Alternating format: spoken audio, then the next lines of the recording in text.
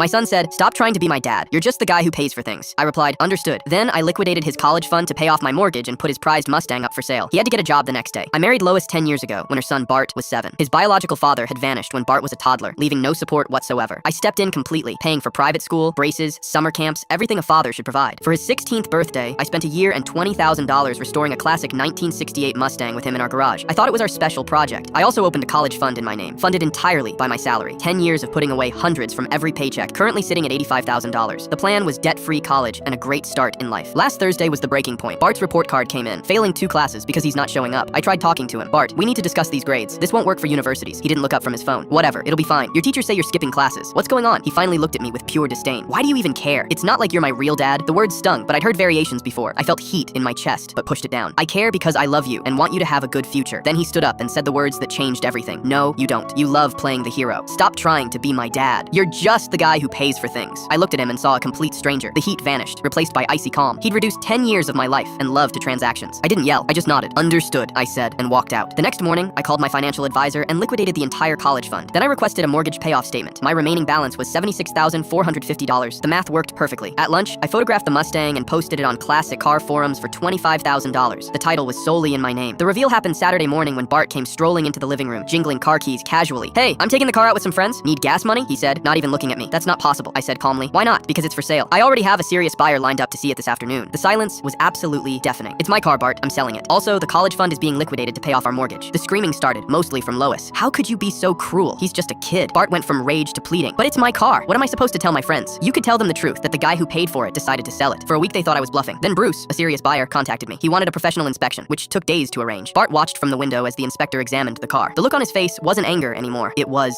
fear. Bruce made an offer of $23,500. We signed a purchase agreement. A month later, the Mustang was gone. The mortgage payoff confirmation arrived. Balance zero. Bart started taking the bus to school. Then the phone bill came. I texted him a screenshot of his $95 portion. "Are you kidding me? You've always paid for it. My role has been clarified. I'm no longer the guy who pays for things." He tried applying to cool jobs first. Coffee shops, bookstores, no callbacks with his blank resume. Finally, he got hired at a fried chicken place. He came home in an ugly yellow uniform smelling like grease, refusing to look at me. 6 months later, Lois and I divorced. Her lawyer told her she could take me to the cleaners, but reality hit hard. Since I'd used separate funds to pay the mortgage, I had legal claim to $76,450 off the top before splitting remaining equity. Lois walked away with a quarter of what she'd expected. Bart's 18 now, living in his grandparents' spare room with terrible grades and no prospects. The chicken job lasted 2 months before he was fired for attitude. I saw him at a grocery store recently, thin, tired, angry. When he spotted me, he glared with pure resentment and turned his back. As for me, I bought a mountain bike with the Mustang money and adopted a dog named Gus. He doesn't care who pays for things. He's just happy I throw the ball. I lost a wife and stepson, but regained my self-respect and financial future. In the end, the only transaction that mattered was reclaiming my life.